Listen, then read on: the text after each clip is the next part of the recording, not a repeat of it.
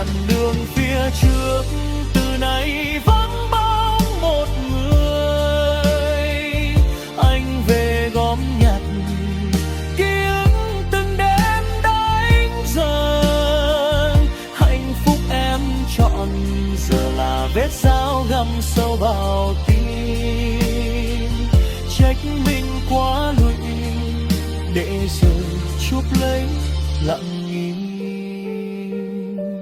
Mưa rơi sẽ tan lòng này, em đi mang theo cả bầu trời.